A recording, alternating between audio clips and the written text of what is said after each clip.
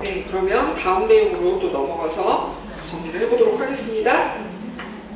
자, 기획의 다양한 종류에 대해서 살펴보았었는데요.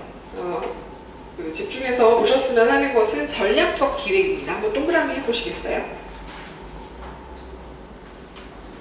자, 전략적 기획이 무엇이냐라고 하는 이제 설명이 나왔고요. 전략적 기획을 어떠한 때에 활용하느냐 하는 것이 박스 안에 내용으로 들어가 있습니다. 그래서 박스 안에 내용들이 쭉 나오면 이것은 기획의 유형 중에서 어떠한 것에 해당이 되느냐라고 하는 것을 잘 살펴보셔서 전략적 기획에 해당되는구나 하는 것을 골라내실 수 있었으면 좋겠습니다. 즉, 전략이라고 하는 것은 방법인데 굉장히 성공적으로 효과적으로 접근할 수 있는 방법을 이제 전략이라고 표현을 하죠. 그래서 이것을 이제 활용하는 때는 언제인가? 첫 번째는 조직과 지역의 욕구를 확실하게 해결하겠다라고 하는 것이죠. 그래서 성공적이고 효과적으로 이 문제를 해결해 보겠다라고 하는 것이 필요할 때 전략적 기획이라는 것을 하게 됩니다. 자, 그리고 두 번째는 상이한 견해를 가진 개인과 조직 간에 이제 문제를 바라보는 시각들이 다양하게 있을 수가 있기 때문에 이거는 이런 식으로 하는 게 좋지 않을까, 저런 식으로 하는 게 좋지 않을까, 어떤 의사 갈등 같은 것들이 일어날 수 있겠는데, 여기서 전략적 기획을 수립함으로써 다른 생각을 가지고 있는 구성원들의 동의를 얻을 수가 있는 것이죠. 그리고 세 번째는 변화하는 환경에 응답할 수 있도록 합니다. 그래서 만약에 대학에서 전략적인 기획을 세우겠다라고 한다면 대학의 학생들이 점차적으로 줄어들고 있는 이러한 상황 환경 속에서 앞으로 대학 발전을 위해서 그리고 계속적인 지속 가능한 발전과 유지를 위해서는 어떻게 하는 것이 필요하겠느냐 하는 전략적 계획을 수립하고 이것에 구성원들이 모두 합심할 수 있도록 동기부여하는 역할을 해줄 수가 있을 것입니다. 자, 그리고 마지막으로 어떤 활동을 강화하고 조직 차원의 구성을 다시 변화를 통해 재조직으로 이끌어내는 이러한 활동을 하는 데 있어서 여러 가지 구성원이나 조직 차원이 가지고 있는 욕구들의 그런 갈등 상황이나 서로 다른 생각들을 해결하는 방향을 잡는다라는 측면에서 전략적 기획을 활용할 수 있겠다라고 하는 것입니다. 그래서 보다 큰 그림을 그리기 위한 이제 기획의 유형이 전략적 기획에 해당이 되겠습니다. 자료 있으세요? 받아가시겠어요? 지금 촬영 중이라서 죄송해요. 자, 그 다음에 빈약한 프로그램 설계의 문제점이라고 되어 있는 부분을 살펴보도록 하겠습니다.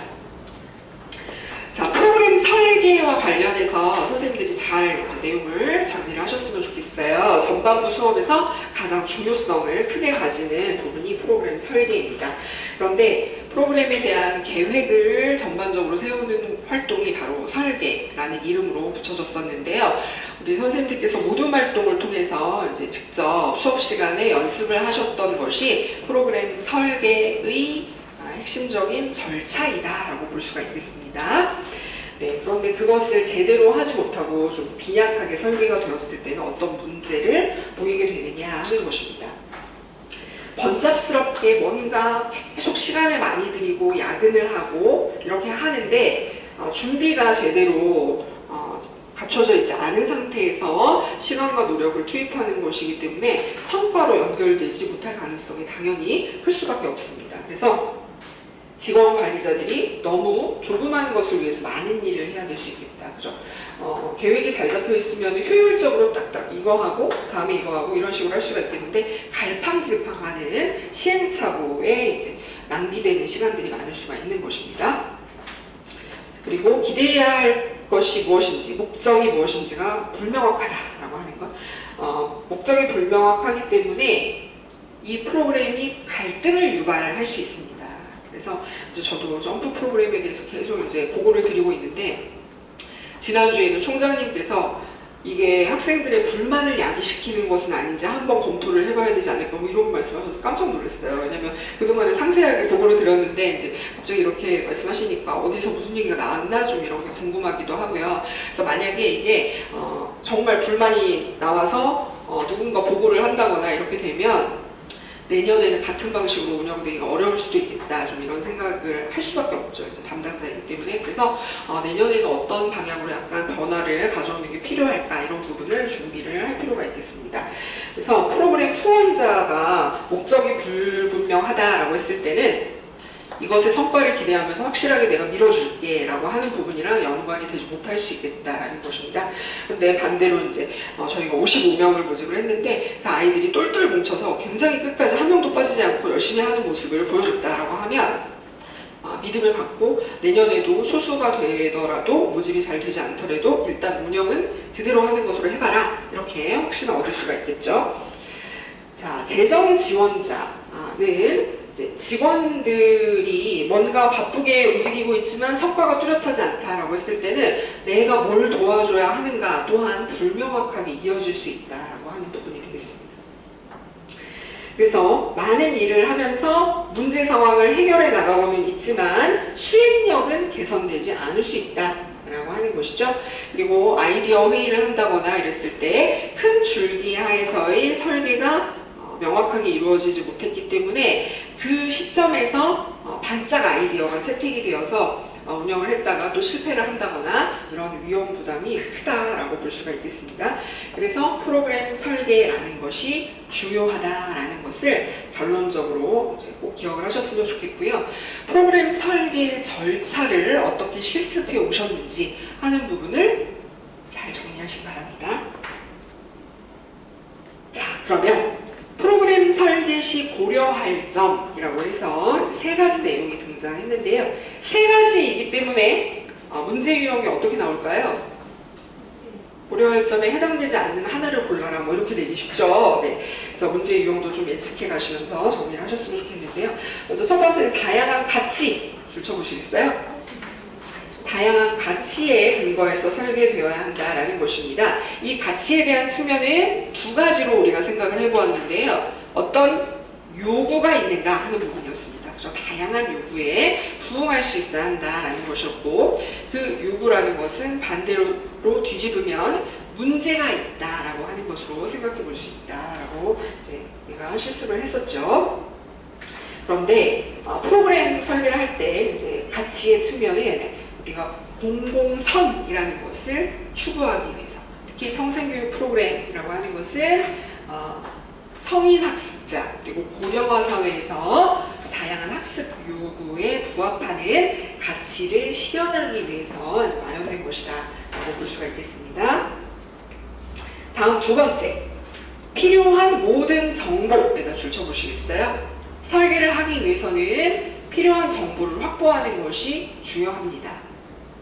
그래서 사실은 우리 선생님께서 경험치가 있으시기 때문에 모둠 활동으로 프로그램 개발이라는 것을 하실 수가 있어요. 근데 아주 어린 학생들에게 프로그램 개발을 해보세요 라고 하면은 굉장히 힘들어합니다.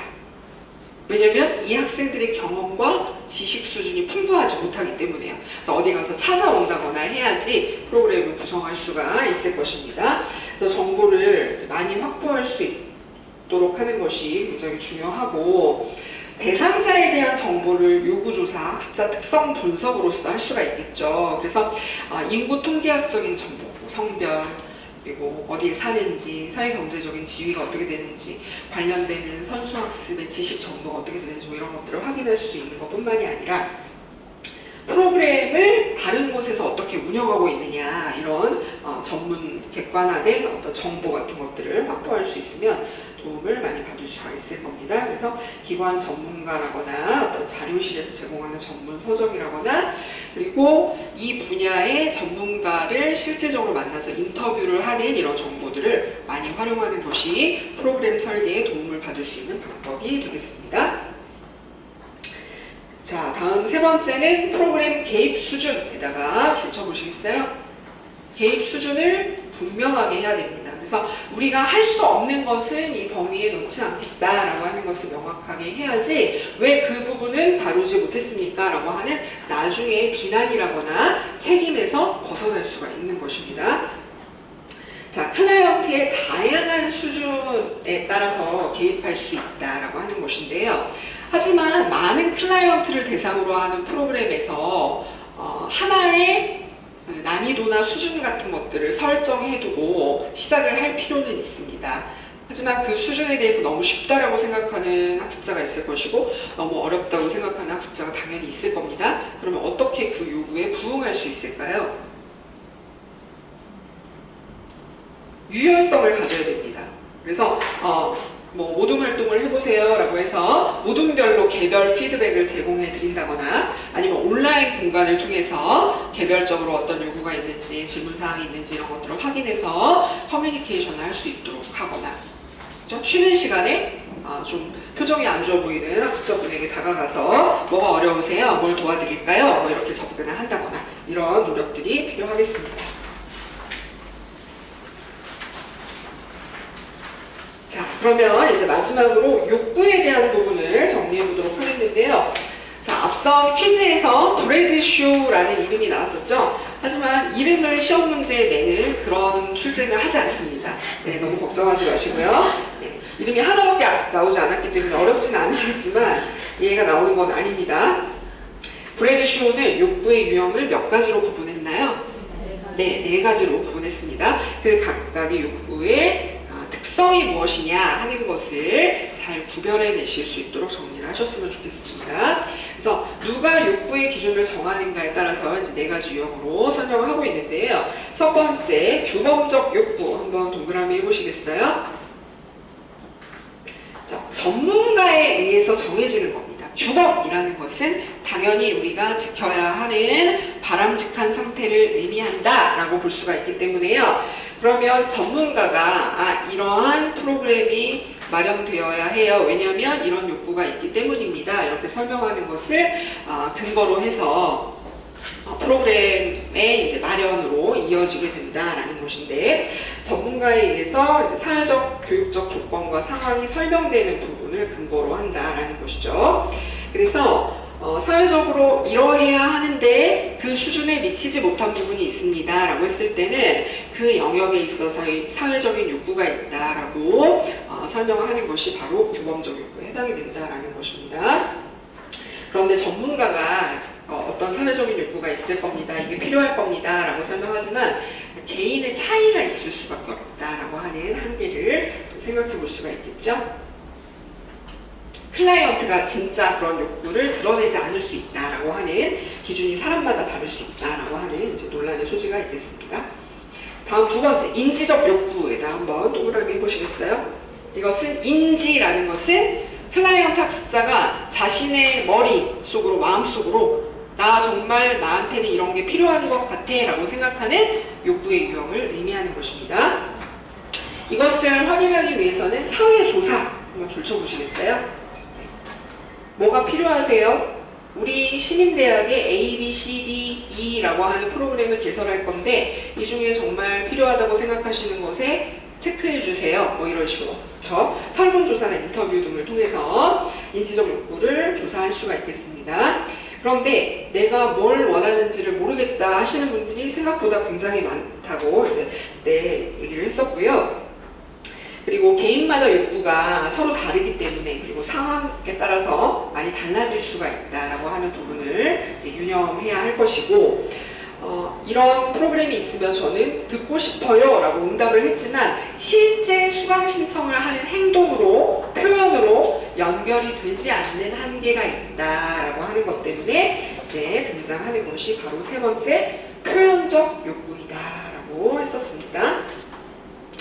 자, 욕구를 가진 당사자, 학습자 클라이언트가 실제로 나 대기 명단에 이름을 걸어놓을래요 라고 하는 적극적인 의사표현, 행동으로까지 욕구를 보이게 되는 형태를 의미했었습니다.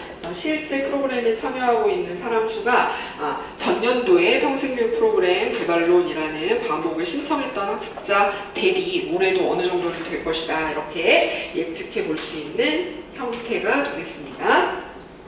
그런데 이게 리스트에서 어떤 욕구를 가지고 있는 당사자들이 포함되어 있느냐라는 것을 확인해 볼 수 있지만 거기에 기록되어 있지 않은 정보는 표현적 욕구라고 보기가 어렵기 때문에 측정하기 어려운 것이 아니냐라고 하는 한계를 생각해 볼 수가 있겠습니다. 다음 네 번째는 비교적 상대적 욕구라고 볼 수가 있겠는데요. 자, 이것은 다른 집단이나 기관과 욕구의 차이가 어떻게 나타나는가 하는 수준의 차이를 비교하는 것이 되겠습니다. 그래서 은평구와 성북구를 비교해 봤더니 성북구에는 평생교육기관이 없고 그러한 욕구가 저조하게 나타났다. 근데 은평구에는 굉장히 활발하게 나타났다라고 했을 때 성북구에서 잠재적인 욕구가 또 있지 않을까라고 하는 것으로 이제 비교해서 성북구에도 은평구만큼 그런 수요를 확보해서 운영할 수 있는 가능성이 있을 것이다. 이렇게 접근하는 방법. 그 욕구 유형에 해당되는 것이 바로 비교적 상대적 욕구이다라고 볼 수가 있겠는데요. 이것을 성북구, 은평구로 할지 아니면 뭐 강남구, 강북구로 할지 어떤 비교 집단을 선택할 것인가에 대한 대표성이 문제가 될 수 있다라고 하는 부분을 생각해 볼 수 있겠습니다. 자, 그래서 좀 전에 이제 4가지 브래드쇼가 구분한 욕구 유형을 살펴보았는데요. 그렇다면 욕구 조사의 측면에서 직접 조사와 그리고 간접 조사라고 하는 형태로 구분을 해볼 수가 있겠죠. 직접적 욕구 조사에다가 한번 동그라미 해보시겠어요? 직접적 욕구 조사의 구체적인 방법에는 어떠한 것이 있을까요?